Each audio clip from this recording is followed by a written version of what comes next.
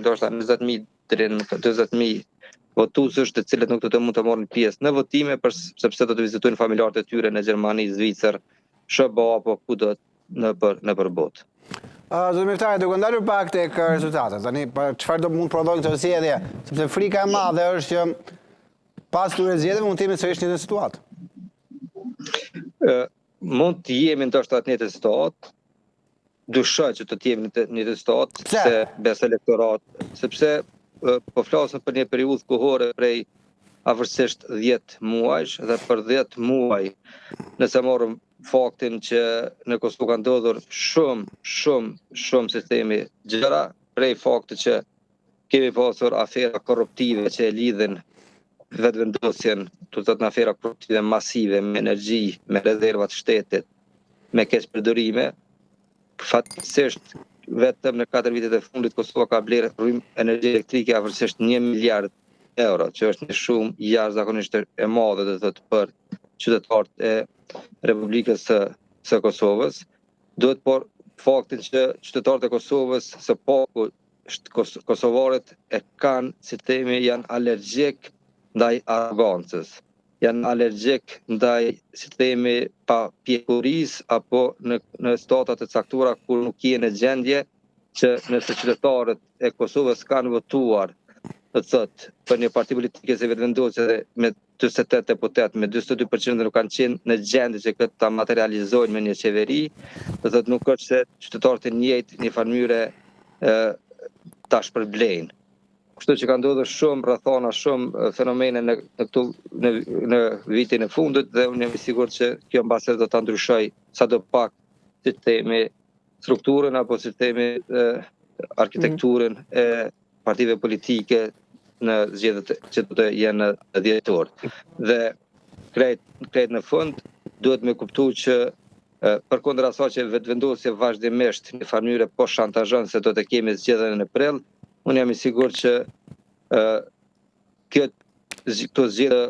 ndikojnë që të kemi një koalicion, mbase do të kemi koalicione të panatyrshme, në mënyrë që jo vetëm të formohet qeveria, por edhe të kemi një president të ri të në kohën. Çfarë nuk kuptoni me koalicionet panatyrshme, se kjo është interesante për të kuptuar pak. Kush është e panatyrshme për ju? Koalicionet e panatyrshme për shembull mund të jenë koalicione që s'është ka qenë imagjinuar mes PDK-s vetëvendosjes. Do diçka që së paku lideri i ri i Partisë Demokratike të Kosovës, zoti Hamza, nuk e përjashtoi si mundësi. Në anën tjetër,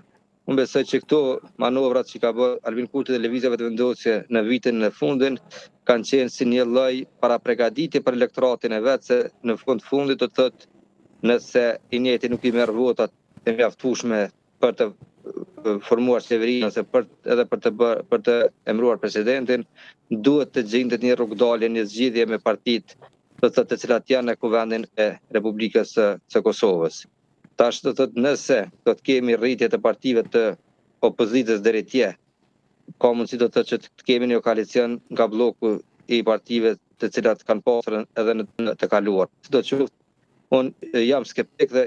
jam mos i sigurt që do të kemi zgjedhje në dhjetor, por nuk do të kemi në mars, prill siç po pretendohet, sepse do të thotë kemi në një gjendje dhe partnerët tonë ndërkombëtar do ta bëjnë presionin e duhur që mos vazhdojmë me këto lojra të ultat e cilat në fundit faturën për paguan qytetari i Kosovës. Sot besoj